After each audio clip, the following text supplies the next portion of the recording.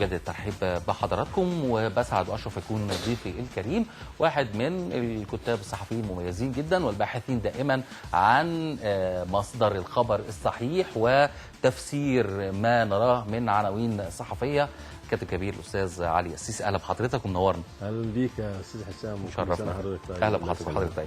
النهارده على فكره كان يعني اسكندريه كانت مكان او وجهه كل الرياضيين في مصر في حضور عزاء المرحوم الكابتن محمود بكر عليه رحمه الله تعالى، ويعني الناس كلها على فكره متاثره منذ وفاته عليه رحمه الله تعالى. بدايه انا بشاطر كل الوسط الرياضي نعم في وفاه الكابتن الكبير محمود بكر، الله يرحمه.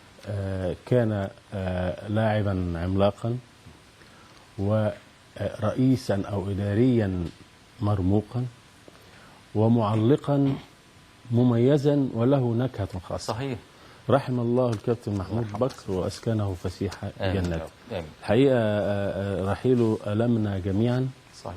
وان شاء الله ربنا يعوضنا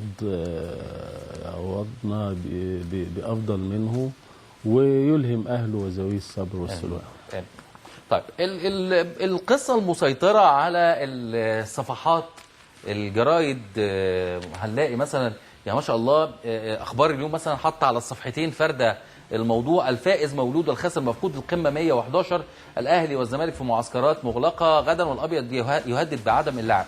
انا من شويه قلت عنوانين منهم انه الاستاذ مرتضى منصور بيقول الاهلي خلاص وافق على الدفاع الجوي، وبعدين الاهلي قال لك لا احنا بنلعب في برج العرب، اتحاد الكوره لا حيلة له ما بين ذاك وهذا، والقصه تايهه. ما عندكش اي اخبار عن الموضوع ده؟ هي فوضى، هي فوضى. كما هو الحال في كثير من المجالات في مصر في هذا الزمن. الحقيقه لا ضابط ولا رابط. بالنسبه لحضرتك قلت نعلق على المباراه الاول، ده اوكازيون، انت عارف، اوكازيون للصحافه الموسم بتاع المباراه استعراض العضلات الصحفيه، خصوصا ان لا عدد صحافه بتبيع ولا عد قنوات بتتشاف، والدنيا اتغيرت خالص. وانا بعترض طبعا على المانشيت مع تقدير الكامل اللي عامله، ما اعرفش مين، لكن احنا لسه النهارده في الدور الاول ما خلصش. ايوه يعني لسه 18 مباراه غير القمه. صحيح. 18 مباراه يعني يحصل فيها العجب. ايوه. ولسه هنشوف كتير، سيسقط الاهلي وسيسقط الزمالك وستتغير الترتيبات، وهتشوف كتير جدا. نعم. ليه؟ لسبب بسيط، وهو ان الاهلي والزمالك ليس في قوتهما المعتاده، ليس في افضل حالتهما. هناك فرق اخرى من وجهه نظري افضل فنيا من الاهلي والزمالك. اولهما المصري. صحيح. ثانيا المقاصه. ثالثا الداخليه. نعم. ثم ياتي الاهلي والزمالك بعد ذلك. نعم. هذه الفرق قد تقلب الطاوله في الدور الثاني. لن يكون الاهلي في مأمن ولن يكون الزمالك في مأمن. واذا كان يقصد الزميل أن الأهلي لو فاز فستتسع الفارق إلى 7 نقاط وبالتالي يبتعد الزمالك، أنا بعترض، لأنه حتى لو حصل هذا لسه المجال طويل. وإن فاز الزمالك فسيضيق الفارق إلى نقطة واحدة. كل ده وارد وده وارد، لكن على كل حال هي بتعمل هالة لمثل هذه المباريات. لكننا في النهاية نصدم عندما نجد أشباحا داخل الملعب. طب قصة الملعب بتاع المباراة، الملعب ده اللي عامل قلق يعني. بص هقول لحضرتك، هي أزمة من غير لازمة. أيوة. هي في حقيقة الأمر عناد. عناد قد يجد تبريرا عند أصحابه، لكنه ليس ذا معنى عند المتلقي. يعني أنا بالنسبة للزمالك يلعب في أي مكان، لكن موقف الزمالك أن هناك لائحة ويجب أن تحترم. صحيح. في البداية كل فريق بيحدد الملاعب اللي هيلعب عليها طول السيزون. نعم. الأهلي حدد 3 ملاعب في القاهرة، اولها استاد القاهره، الدفاع الجوي، بترو سبورت، وكذلك الزمالك نفس الملاعب. النهارده الاهلي لسبب غريب وعجيب، طبعا الاستاد القاهره مقفول، انديه الدفاع الجوي ما بيستقبلش ماتشات، وقالوا لهم تروحوا برج العرب. فقالوا لهم تروحوا. كان الاهلي في السنه اللي فاتت ممنوع منعا باتا من اللعب على ملاعب القوات المسلحه. نعم. لاسباب كلنا نعرفها، بسبب الالتراس وتهجمه وتعديه الغير مبرر على قيادات القوات المسلحه. الاهلي قال لك مش هلعب في بترو سبورت لانه نحس بالنسبه لي. طبعا مبرر غير منطقي على الاطلاق ومش مقبول في مثل هذا الوقت، نحن في 2016. وقال لك اروح برج العرب، فاصبح هناك له ملعب رابع. الامور مش على كيف النادي بس الاهلي. برج العرب على فكره بالنسبه للاهلي مش ملعب رابع، لانه هو محدد ليه من قبل حتى التوجيهات الامنيه، حتى اتحاد الكره بيقر بيه انا مباريات. بتكلم في لائحه. ماشي، بس ما حتى اتحاد الكره المنظم للمسابقه اضطر انه يرضخ للتعليمات الامنيه. لو اتكلمنا على والاهلي لعب اكتر من مباراه في برج العرب. لو اتكلمنا على الامن، فالامن هو يدير كل حاجه في هذا البلد. صحيح، وده الكوره ده بتدار، يعني هو الامن وزاره الداخليه هي من اول تحديد موعد الدوري هي المسؤوله عن كره القدم في مصر. جميل. واحنا حذرنا من ده كتير. لكن هو ده الواقع اللي يجب ان نعترف به جميعا. نعم. النهارده انا في لائحه، ملتزم باللائحه. بالنسبه لاتحاد الكره كان يجب ان يكون اكثر حرصا على تطبيق اللائحه. النهارده السنه اللي فاتت الاهلي قال لك ايه؟ مش لاعب على الجونه. قالوا له ايه؟ خلاص روح في مكان تاني. رغم ان الجونه كان محدد ولعب في ملعب اخر. اوكي؟ فالمساله ليست، لا يجب الا تخضع للاهواء والمزاج الشخصي. طب تصريح موجود لسه كان قلناه من شويه، انه السيد رئيس نادي الزمالك قال والله ده الاهلي وافق. الاهلي قال واحنا ما وافقوش. الجمهوريه هنا حتى عبد الناصر سليمان واحمد جلاء، الزمالك يناور ميدو في الاسكندريه بالفريق والمجلس تمسك بترو سبورت. بيقول انه الجهاز الفني حجز فندق للاقامه في الاسكندريه على ان يؤدي اللاعبين تدريبات لمده يومين على برج العرب حتى يتكيف اللاعبون على ارضيه الملعب. الله، ده يبقى الزمالك هيروح يلعب في برج العرب. وبرضه ما تقدرش تجزم ان الخبر صحيح. لان لسه الزمالك ما راحش ولا جاء، ما تعرفش، وممكن كل شيء يتغير في لحظه. ممكن ده يكون كان مقرر سلفا من قبل، وممكن يتغير في لحظه، وممكن السيد رئيس نادي الزمالك المستشار مرتضى يغير رايه بكره او النهارده او دلوقتي. الامر مختلف. والاهلي ممكن يغير. الاهلي تمسك باللعب وهو صاحب المباراه، صح؟ الاهلي تمسك انه يلعب في برج العرب. الاهلي متمسك ببرج العرب، ماشي، لكن ممكن يغير رايه في اي لحظه. ما غيرش رايه، لو ما غيرش رايه مصمم ونادي الزمالك راح بترو سبورت، يبقى نادي الزمالك هو اللي على حق. ايه رايك بقى؟ لان اللائحه بتقول كده. اتحاد الكره هيكون في موقف حرج جدا لو اصر المستشار مرتضى منصور على عناده. طبعا مش هيقدروا يهبطوا الزمالك، والا ما ينفع. بقول لك ايه، الامور لا تدار هكذا. يجب ان نصل الى نقطه اتفاق بين الناديين، واتحاد الكره يجب ان يكون له قرار حاسم ونافذ. هي دي بقى، هي دي. هل انا نصحت السيد جمال علام رئيس اتحاد الكره، نعم، قلت له لو الامر احتدم اصدر قرار بتاجيل القمه الى وقت لاحق. ما تدخلش نفسك في ازمه انت مش قدها. لان مساله امنيه في الاول والاخر، ولو الامن اصدر اوامره لاي من الناديين في تصوري انه سيتم التنفيذ. لكن من يدري الايام اللي جايه. مستشار مرتضى متمسك، لكن هل هيتمسك حتى النهايه؟ مش عارف.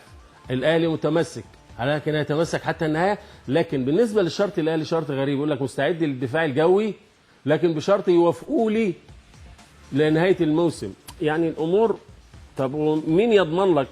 من الذي يضمن؟ هل نادي الزمالك ولا اتحاد الكره؟ هذا شأن خاص بيك بمسؤول الاستاد ومسؤول القوات المسلحه.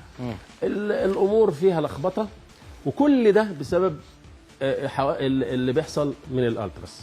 اللي بيحصل قد اتفق مع دخول الالتراس، لكن لا اتفق مع خروجهم عن النص واهانتهم لرموز القوات المسلحه. المطالبه بالحقوق ليست مثل هذه الطريقه. قضيه الالتراس قد تاخذ ابعادا اخرى. أنا مع الألتراس في الحصول على حق الشهداء كاملا. ما حدث من محاكمات أتصور أنها كانت ظالمة للبعض، أنا بقول للبعض، وأن الجاني الحقيقي ما زال حرا طليقا. في تصوري ومعلوماتي هكذا. ودي وجهة نظر أهالي الأكثر من 70 واحد بيحاكموا في هذه القضية. لكن ده من ناحية أهالي بورسعيد. أتصور أن ال إظهار الحقيقة مستحيل. مستحيل. أقولها مستحيل. على الأقل لعدة سنوات قادمة قريبة. مستحيل. يعني ظهور لجنة تقصي حقائق زي ما السيد الرئيس قال انه مستعد ان هو يشكلها ما في لجنة تقصي حقائق اتعملت وقالت كلمتها وما مش موجودة. هو احنا مشكلة ان احنا كذا لجنة تقصي حقائق كذا موضوع اتعملت قبل كده. ما انت اذا اردت ان تفشل ومفيش مشروع حقائق شكل له لجنة ولا بيتقصوا ولا كلها مجرد تكهنات وليس هناك. بس ربما يكون اهتمام الرئيس نفسه بالحدث. انا اعرف جناه احرار طلقاء. النهارده بورسعيد انتفضت. صحيح. النهارده استاد بورسعيد كان فيه بعد بكره الالتراس الزمالك الوايت نايس هيطلع زي ما طلع التراس الاهلي وبورسعيد. والمساله بتاخد ابعاد اخرى. النهارده النادي الاهلي لما بيفتح ابوابه لجماهيره في تصوري هو دي لقطات اهي من بورسعيد النهارده اللي حصل. كان الاف يعني موجوده. لا ده اعداد كبيره قوي. ده المدينه موجوده في الشوارع وتجمعوا في ده مش باين منه حاجه. ده خالص. في لقطات معانا كتير يعني. بالنسبه للنادي الاهلي انا شاهدت انتقادات حاده لمجلس الاداره. القضيه ذات وجهين. السيد محمود طاهر دأب منذ تولى المسؤوليه على الاستعانة بالألتراس في كثير من المواقف ليكون سندا له، خصوصا في أزمته مع المستشار مرتضى منصور. وكل ما الألتراس يقتحم أو يدخل الملعب سواء عن قصد أو استدعاء أو غصب عن مجلس الإدارة، 3 ممكن يتم استدعاء في بعض الأحيان عن طريق طرق مش واضحة أو يدخلوا غصب عنهم، في كل مرة يحصل تجاوزات. لكن كان السيد محمود طاهر يريد أن يرسل رسالة للسيد مرتضى منصور أو للأمن أو للدولة أن عندي عزوة ورايا ألتراس يكسر الدنيا. هو لسه اللي قاعدين الخبر حاطينه هو ان هم دلوقتي بيبلغوا الامن، لكن مش مسؤولين هو من واجبه هيجوا يقتحموا المكان. من واجبه أن يبلغ الأمن، وإلا لو حدثت كارثة سيتحملها هو. لو حصل أي شيء من أي نوع، أي تكسير، أي أعمال تخريبية من أي نوع أو حتى خناقة، هو اللي هيدفع الثمن. اسمح لي ان انا فهو بيبلغ الأمن ليحمي نفسه أولا ومجلس إدارته، لكنه في قرارة ذاته أتصور وأنا أعرف هذا الرجل جيدا سعيد بما يحدث. تصريحاته اللي نسمح بهزم الدولة أو بتكسير الدولة أو بإسقاط الدولة، الكلام ده كله كلام للاستهلاك. لكن أنا سأني وغضبت جدا من أحد الإعلاميين عندما انهال عليه سبابا واتهاما بالفشل، وإزاي تقدم بلاغ للداخلية في الألتراس. الله، هو ماذا كان يجب أن يفعل؟ بالظبط. الراجل بيحمي ناديه وبيحمي مجلسه وبيحمي نفسه. أنا بصراحة يهمني إجراء احترازي. يهمني لما أتكلم مع علي السيسي يقول لك إزاي تشتكي الألتراس؟ ما أنا ده بقى اللي بتكلم فيه، إنه أنا عارف يعني تفكير حضرتك إزاي، وعارف إزاي بتتكلم حتى في المشاعر اللي موجودة عند الشباب أو الأفكار الثورية وما إلى ذلك. بص، هو احنا بقى لنا 4 سنين. أنا شاركت في ثورة 25 وأنت تعلم من بدايات من اللحظة الأولى أي حد كان وكنت في 18 يوم مقيم في ميدان التحرير لأن بيتي جنب التحرير القصر العيني. يعني شرف كبير وعظيم جدا أن أشارك في هذه الثورة العظيمة. لكن مش هنربط اللي بيحصل في الملاعب بهذا الامر. الولاد دول ده مش تصرف ثوري يعني، عشان بس الناس ما تقولش لا لا لا لا ادي لا الثوره لا واللي جابته. لا لا لا لا, لا ده شغل كوره وشغل جماهير. لكن انا معهم في الحصول على حق الشهداء كاملا. جميل. حق الشهداء ده القصاص في قانون من القتلة الحقيقيين. بالظبط. ماشي جميل. احنا لغايه النهارده مش لاقيين خريطه للتعامل مع جماعات المشجعين المسمى بالالترس. من ساعه الحدث ده كذا اجتماع وكذا آلية وكذا تفكير يحصل، وفي الاخر سكتنا ونسينا لغايه ما لقينا الرئيس بيتدخل وبيعرض وجهه نظر معينه ان هو مستعد ان هو، والمفروض ان هو يعني بعيد عن هذا الامر يترك لاجهزه ثانيه اخرى تنفيذيه. فين ده؟ يعني احنا الصوره ازاي تحصل؟ وهل تعتقد انه في قبول للموضوع ده؟ هل في حاجه هتحصل، في نتائج ايجابيه هنلاقيها من ورا الموضوع ده؟ انا اثمن مبادره الرئيس ان تهتم اعلى سلطه في البلاد بهذا الامر وبهذه القضيه، هذا شيء ايجابي. لكن في تصوري وفي تقديري ان هذه الازمه لن تحل، لان كما قلت لك منذ لحظات ان الفاعل الحقيقي مجهول وسيظل مجهولا. اوكي؟ ومستحيل اظهاره. طب النغمه دي موجوده في كل وسائل الاعلام من يوم مبادره الرئيس لغايه النهارده، واحنا كلنا مكسرين بالبلد كده، مكسرين مقاديف الرئيس في الموضوع ده كلنا. ما عندناش حاجه. ليه ما نديش نوع من انواع الدعم الايجابي للفكره ونقول يمكن تحل؟ بالظبط، انا اتفق معاك. لكن انا عايز اقول لحضرتك حاجه، ودي معلومه مش مجرد تكهن. نعم. ان ما حدث في بورسعيد كان الهدف منه هو ابعاد جماهير الكره عن المدرجات، وخاصه شباب الالتراس اللي هو دون ال20. نعم. دول جماعات حشد، وليس مسموحا بالحشد من أي نوع حتى في مدرجات كرة القدم. ربما لظروف البلاد قد يكون هناك مبرر لذلك، لكن أنا شايف أنه مبرر معيوب. يعني مش ده اللي هيسكت الناس، مش ده اللي هيخرس الشباب.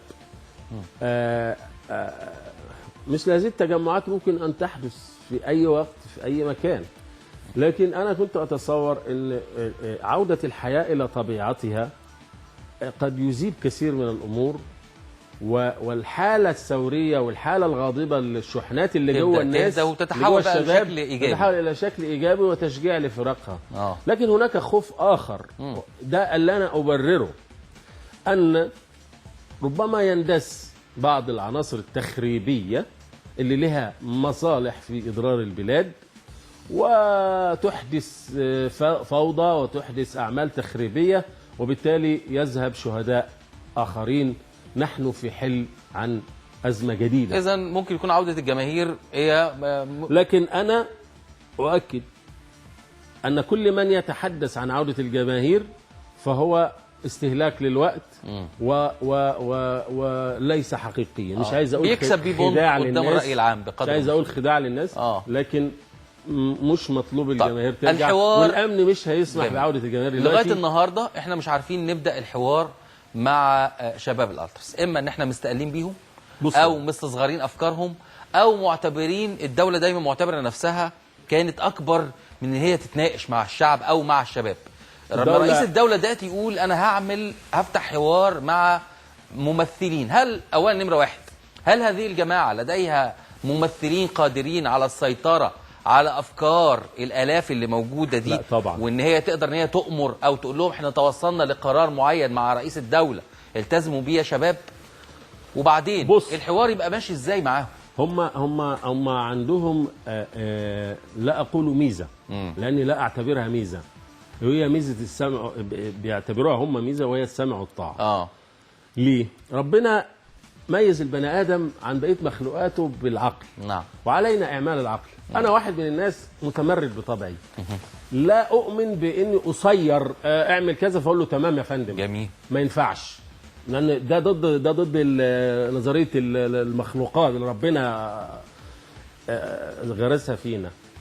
انا لكن هم عندهم لو حد منهم قال، او المجموعه القائده او المجموعه المحركه او المجموعه الفاعله وهي قليله قالت، والدليل ان هم لو يقول لك هنتجمع في اليوم كذا في الساعه كذا الالاف بتروح. فهناك سمع وطاعه. اوكي. لكن هل بص يا استاذ حسام عشان نلخص الموضوع. ايوه. الدوله بتؤمن بنظريه الاب. جميل. انا الاب، ماشي، بابا وماما وكل حاجه، مش بالظبط، مش مشكله. بس هناك تعمل على قد ده. بص، هناك فجوه كبيره جدا عميقه جدا بين الماضي الذي يمثله الجيل القديم والمستقبل الذي يمثله الشباب الجديد. صحيح. فجوه عميقه جدا.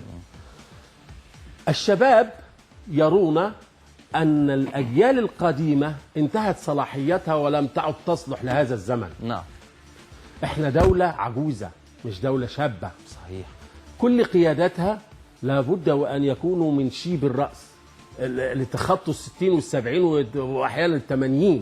احنا كل ما بندور على رئيس وزراء بنقول الدكتور كمال الجنزوري وهو تخطى ال85 على فكرة سنة. اللقطات دي من استاد بورسعيد، استاد المصري. ده التجمعات النهارده كانت الالاف موجوده في الاستاد بتعلن عن غضبها حيال ما تم تداوله في الافكار الايام اللي فاتت دي. الناس لها حقوق هي اخرى. عندهم ناس ماتوا 54 او 56 شخص في وعندهم اكثر من 70 واحد مدنيين برضه بيطالبوا بالقصاص. بص العداله، ومش عايزين انه حد يذكر اسم بلدهم مدينتهم يعني او يصفها بوصف سيء يعني. طبعا عداله انتقاليه ناجزه حتى تهدأ الامور. النفوس لازم تهدأ، مش هتهدأ كده اطلاقا، لابد من حلول. انا عايز اقول لك الشباب شايف الجيل القديم انتهت صلاحيته ويجب ان يعني يقعد بقى في جنب. نعم. والجيل القديم بيرى ان هؤلاء الشباب شويه عيال ومش فاهمين حاجه ومش عارفين مصلحتهم ومش عارفين مصلحه البلد. ويجب قوم يا ابني انت اغسل رجليك ونام. انت فاهم نفس المنطق الاب زمان. اوكي. فاذا الفجوه عميقه والماضي والمستقبل لا يلتقيان ابدا. ولذلك لن يلتقي الماضي مع المستقبل في مصر، لن يتفقوا على شيء، وسينتصر المستقبل حتما ولا بديل عن ذلك. ويجب أن يؤمن القادة بذلك، يجب أن يؤمن الكبار المسؤولين في الدولة بذلك، إن ده مرحلة الشباب، ده دور الشباب. أنت النهارده روح كندا، رئيس الوزراء شوف كم سنة، 30 سنة. كل قيادات وزراء بلجيكا كلهم في الثلاثينات، الوزراء والمسؤولين. لم يعد هناك. لابد من فكر متجدد، لابد من رؤية جديدة، لابد من تفكير مختلف عن اللي عشنا عليه 60 سنة اللي فاتوا، اللي ودونا في مصيبة. مين بقى اللي يشتغل لده؟ مين اللي حضر ده؟ يعني احنا شفنا المبادرة الرئاسية الخاصة مسؤولية السيد الرئيس تمكين الشباب، في مبادرة خاصة السيد الرئيس قال عام 16 عام 2016 عام الشباب. احنا عايزين نشوف بشكل عملي وفعلي هذا الشباب سيأخذ دوره ولا سيفضل برضه متسكع على القهاوي والبطالة. قضية الألتراس حتى الآن كان المفروض يتم معالجتها من كذا جهة. احنا عندنا حاجة اسمها وزارة الشباب، عندنا اتحاد كورة، عندنا جمعيات أهلية، القمع، حتى مجلس النواب عايز يتدخل في الموضوع. عايزين نفهم مين كل واحد دلوقتي للأسف، باستثناء طبعا الرئيس بيتدخل بصفته رجل الدولة الأول. صحيح. الحريص على مصلحة هذا الوطن. انا عايز اسد، انا كل ما احط ايديا في حته الاقي فيها بلاوي، عايز يسد بقى الراجل. ما هو احنا برضو عايزين من السيد الرئيس بعد اذن حضرتك قولا وفعلا.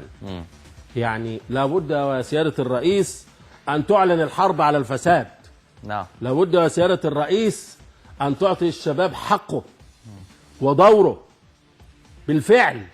لكن كان في مفوضيه اتعملت ايام المهندس ابراهيم محلب، لكن اجيب ما اعرفش راحت فين، مفوضيه لمكافحه الفساد او آلية لمكافحه الفساد، ما حدش سمع عنها حاجه. كله للاستهلاك. الراجل مشي من الوزاره وما حدش سمع عنها حاجه. كله للاستهلاك ما فيش الفساد يتم التستر عليه.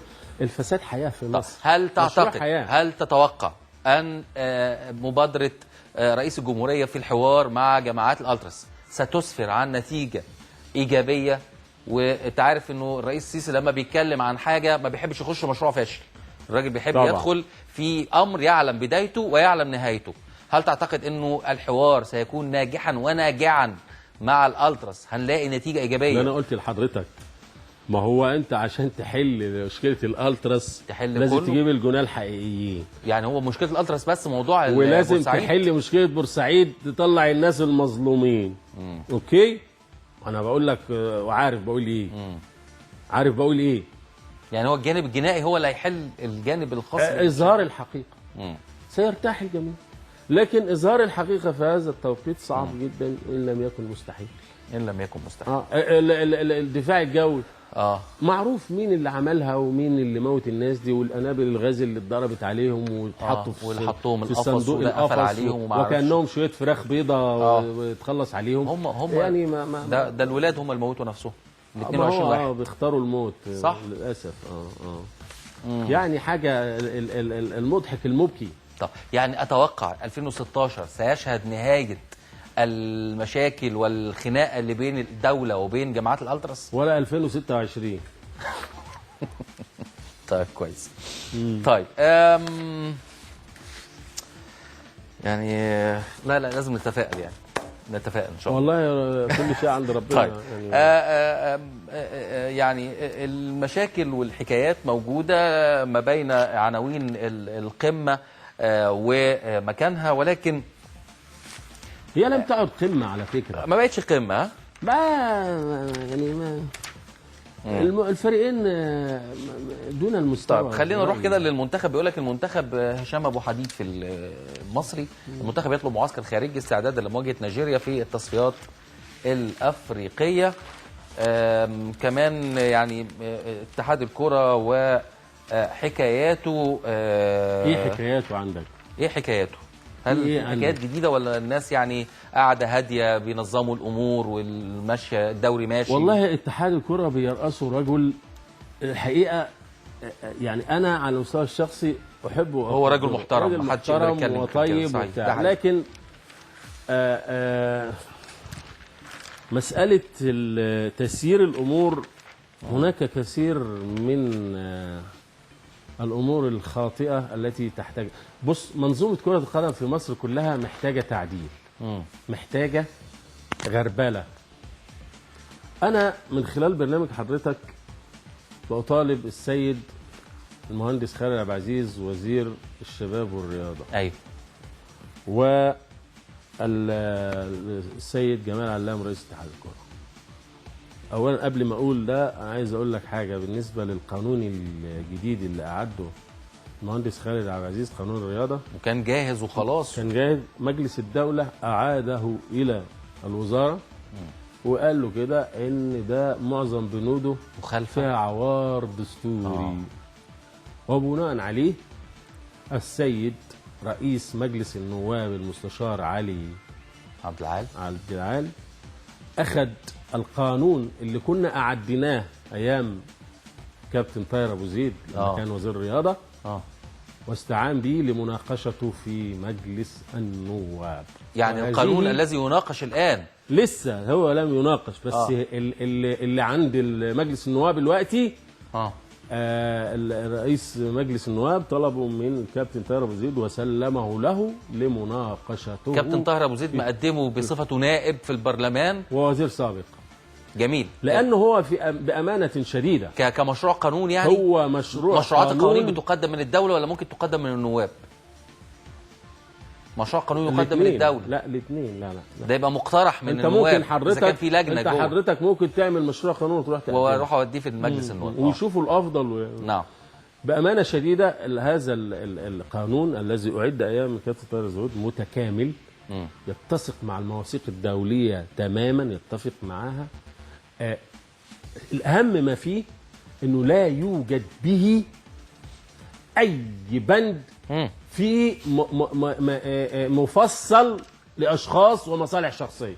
كويس. لكن القانون الذي تم اعداده بعد ذلك عن طريق خالد زين رئيس اللجنه الاولمبيه، ايوه، ما هو عمل قانون لوحده والوزاره عملت قانون لوحدها كله، اللي هو الوزاره لا بالاتفاق مع الوزاره. هو ده اللي بعد كده عملوا ميكس كده، كله مجاملات وكله الهدف منه تحويل الأندية والاتحادات إلى عزب خاصة للقائمين عليها أو لمن يحكمونها. والدليل أن بند 8 سنوات اللي الدنيا كلها هللت له وفرحت بيه واتطبق على أندية كتير، ايوه، منها الأهلي ومنها الزمالك، تم إلغائه لمصلحة أفراد قلة قليلة. ويعني أنا مسميه قانون هاسيندا. ليه أنا بقى؟ سميته كده ليه اتعمل في مكان قانون هاسيندا. أبقى بعدين هوضح التفاصيل يعني. حسين ده مكان ولا اسم واحده؟ لا مكان طبعا. الأمور هتاخد أبعاد كتيرة في المرحلة اللي جاية، وربما يحدث تحقيقات واسعة في هذا الأمر. تحقيقات في ايه؟ يعني تجاوزات حصلت من قبل ما يعني خلينا ايوه، لا معلش، يعني تجاوزات من مين؟ في اللي عملوا القانون، من اللي القانون عملوا الحالي اللي موجود، عملوا اللي القانون عاملاه وزاره الشباب والرياضه اللي الحاليه، هو رفض ده من مجلس الدولة ده اللي رجع الوزارة واتقال له فيه تجاوزات خطيرة، يعني حاجات فصلت لناس. وهو طالما لم يقر يبقى هيبقى في تحقيق ليه؟ يعني في جهات رقابية ممكن تتدخل تبحث في أمور. القانون على فكرة كان هيمرر من قبل مجلس الوزراء وكان هيرفع لرئيس الجمهورية. لا احنا طالبنا السيد رئيس الجمهورية مشكورا ما أقروش، والسيد رئيس الوزراء مشكورا ما عملوش. احنا طالبناهما شخصيا.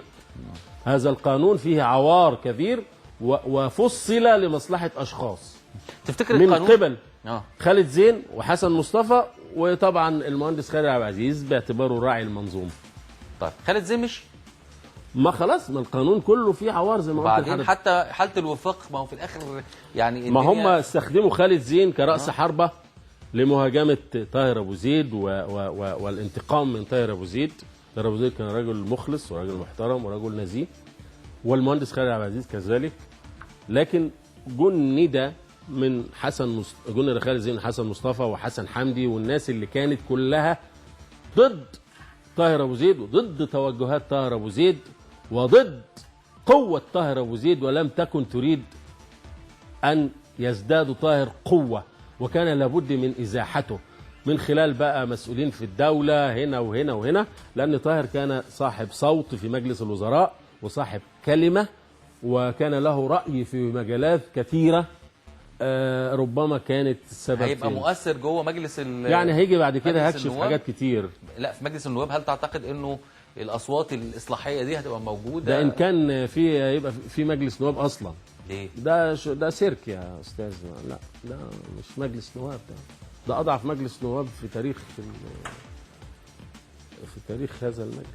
لا بصرف النظر، انا عايز بس بقى من خلال حضرتك اطالب الوزير بانه يطلع قرار بتشكيل لجنة للقيم أو لجنة للأخلاق في كل اتحاد وفي كل نادي، تتكون من شخصيات عامة، وفي الاتحادات تحديدا. طب ما في الاتحادات تحديدا فكرتني موضوع لجنة القيم ده اللي حصل في اللجنة الأولمبية المصرية علشان تراقب أعمال الاتحادات، لأن الاتحادات في مصر بحكم ما قيل أنه تلبية لطلب الميثاق الأولمبي، والميثاق الأولمبي بريء. أنهم خلوا، كان هناك يا أستاذ حسام لائحة موحدة للدولة للوزارة تسري على كل الأندية، يحترمها كل الأندية، يلتزم بها كل الاتحادات، يلتزم بها كل الاتحادات وتلتزم بها كل الأندية، في لائحة الاتحادات ولائحة الأندية. لكن دلوقتي ترك الأمر لكل الاتحاد ليضع لائحته على كيفه، ولذلك بند 8 سنوات موجود. ده بيلغي بيلغي البند 8 سنوات لأنهم عايزينها. في اتحادات أقرته يا فندم، في اتحاد الملاكمة وفي 3 اتحادات تانية. ليه؟ دي ناس بتحترم نفسها. ليه؟ لأنه كله عاوز يحول اتحاده إلى عزبة خاصة به يتصرف فيها كيفما شاء. كرة القدم في جدل دلوقتي قائم في موضوع 8 سنين وموضوع عدد الأعضاء. يا فندم الجمعية العمومية اللي دعا لها الاتحاد الكورة، الهدف الأساسي منها إلغاء 8 سنين. لأجل من؟ لأجل الأخ محمود الشامي. لا أدري من هو هذا الرجل حتى تلغى له بند ال8 سنوات؟ يلغى له. بس مش يعني هل ده عبقري زمانه؟ في ناس تانية هتستفيد برضه من 8 سنوات. ما أنا الناس التانية اللي هي جاية لسه عايزة تيجي. ليه؟ كل واحد فيهم عدى ال60 ومتصورين ان هم هيقعدوا هيخللوا فيه. النقطة اللي كنا بنعترض فيها موضوع، يعني حتى وجهات نظر بتعترض على 8 سنين بتقول ايه؟ طالما الناس ناجحة سيبوها تقعد.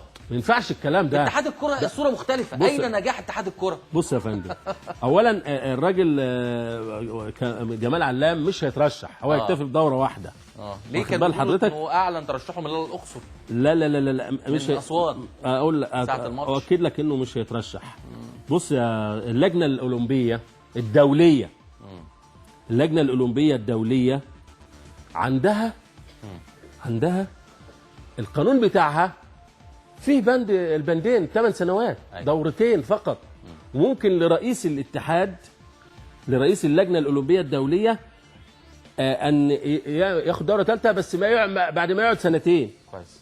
يعني شوف هنا حضرتك، في حالة إتمام العضو لمدتين متتاليتين في المنصب يعدي دورة ويرجع تاني. بالنسبة للرئيس دورتين وممكن له دورة ثالثة. يعني هنا اللجنة الأولمبية نفسها بتنفذ هذا البند، عشان الوقت. وبعدين يلغوا المادة دي عشان يقول لك أصل الميثاق الأولمبي وأصل اللجنة الأولمبية. بيضحكوا على الناس، ودايما بنتهدد احنا بالحاجات دي. بيضحكوا على الناس في مصر. آخر أخبار اللجنة الأولمبية، خاصة في أين وصل موضوع الخلاف الدائر بين مجلس الإدارة ورئيس الاتحاد ألعاب القوى؟ بص، الأخ وليد عطا وهو زميل عزيز صحفي زينا، له كامل ورئيس اتحاد ناجح على فكرة، ويعني عامل بصرف النظر، لكن لديه الكثير جدا من المشاكل. نعم.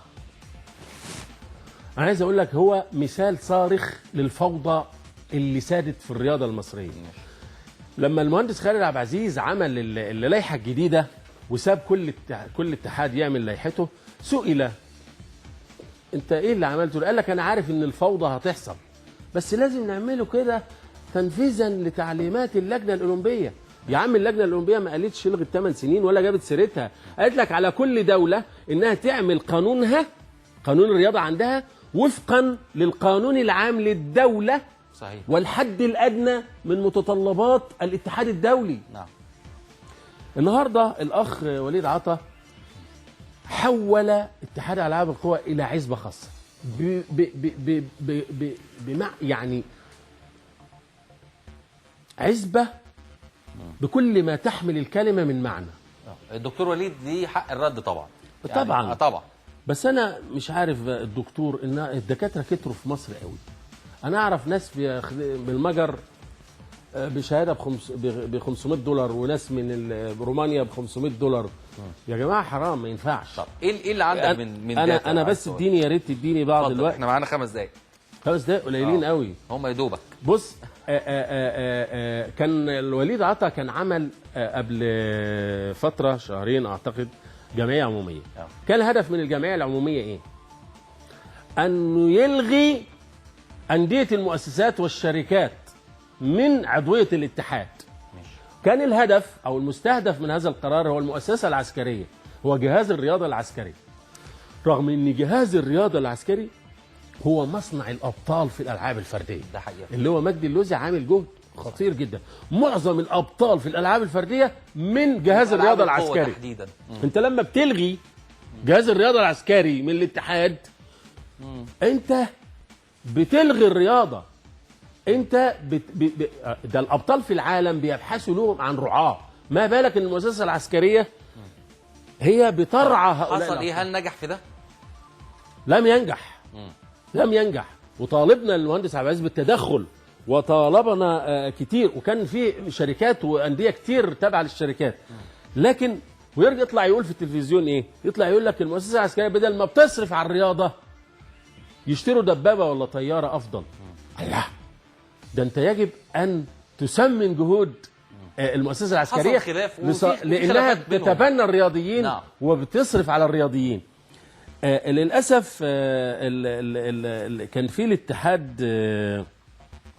اللجنة الأولمبية عاملة مؤتمر عشان المنشطات وكده، فراح اتخانق وشتم هشام حطب رئيس اللجنة، ويا فاشل ويا لجنه فاشله يا مش عارف ايه، وحاول الاعتداء على علاء مشرف نائب رئيس البتاع، وجاب بتاع خشب وحطها قدام الباب، وجاب الناس بلطجيه ومنع الناس، وكل ده اتصور وكل ده اتقدم فيه بلاغ في النيابه. صحيح. وبتاع. هو دلوقتي مطلوب للتحقيق في مثل هذه الاحداث ولم يمتثل، وطلع بيان غريب عجيب.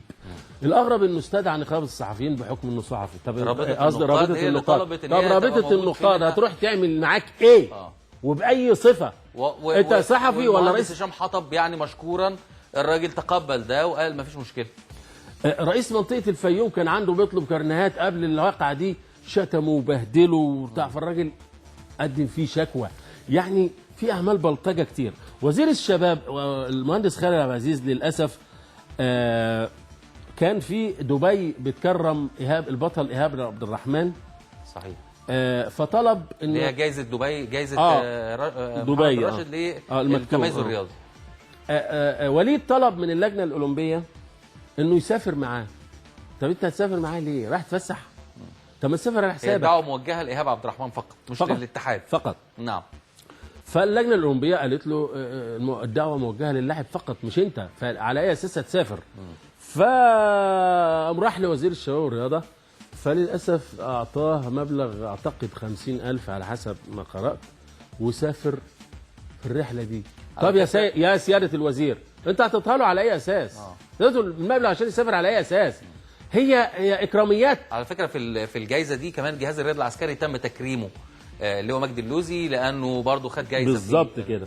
المناسبه السنه اللي فاتت الوزاره برضه ادته 6 مليون علشان حاجه اسمها الدوري الماسي. في لاعب اسمه مصطفى الجمل، لاعب جله مصاب وبيتعالج في امريكا، وهو للاسف بيقول انه بيعمل خطابات رسميه انه موجود في معسكر، وهو الراجل بيتعالج في امريكا. ودي الورقه اللي بتقول انه في معسكر كذا ومعسكر كذا ومعسكر كذا، معسكر تدريبي في ايطاليا، معسكر في فنلندا، معسكر في جنوب افريقيا، وهو الراجل بيتعالج في امريكا، ولا راح لا معسكر ده ولا معسكر ده ولا معسكر ده. دي حاجه، ده تدليس، ده تدليس لا يصح من اتحاد محترم. وبياخد على ده فلوس، بياخد على المعسكرات دي فلوس من الوزاره. في لاعب اسمه حسن عبد الجواد، موقوف من الواده والخاص بالمنشطات في شهر 10 2013، والايقاف مستمر حتى 22 فبراير 2016. ماله ده بقى؟ ده حضرتك برضه هو في جنوب افريقيا حاليا، موجود في معسكر تدريبي على حساب الدولة، رغم ان الواده من شروطها تقول لك ايه؟ الموقوف ده في المنشطات لا يشارك لا في تدريبات ولا في معسكرات ولا في بطولات ولا في اي حاجه، على اساس انه ممكن لما يخلص فتره الايقاف هيبقى مفيد للمنتخب مثلا. بس ده مخالف وده اهدار مال عام، ده ممنوع بامر الاتحاد الدولي. الواده ده الهيئه العامه بتاع المنشطات، وسافر 3 معسكرات بالمخالفه، وده بيستوجب حل الاتحاد الامانه. مخالفه، اهدار مال عام، انت بتصرف على واحد موقوف. كان عاوز يدخل اللجنه الاولمبيه باعتباره يبقى عضو في اللجنه الاولمبيه، فاللجنه رفضت. هو كرئيس اتحاد هو عضو في اللجنه الاولمبيه؟ لا، اللجنه الدوليه اللجنه الاولمبيه بتشترط ان العضو فيها لازم يكون يا اما لاعب دولي سابق. كان على اللجنه الاولمبيه الدوليه يعني؟ لا، ولا المصريه المحليه؟ يا اما يكون لاعب سابق، يا اما حكم سابق، يا اما مدرب سابق. هو داخل على اساس انه حكم. الاتحاد الدولي بعت خطاب قال انه ليس حكما دوليا. فواخد موقف من اللجنه الاولمبيه. طب هيدخلوك اللجنه الاولمبيه وانت لست حكما دوليا؟ الاتحاد الدولي للالعاب هو اللي بيقول انه ليس حكما دوليا. وللاسف لان الاتحادات كلها فوضى، لا رقيب ولا حسيب. هذا الرجل نص دقيقه، هذا الرجل حاطط نفسه في كل البطولات على انه حكم دولي وبياخد عليها فلوس برضه.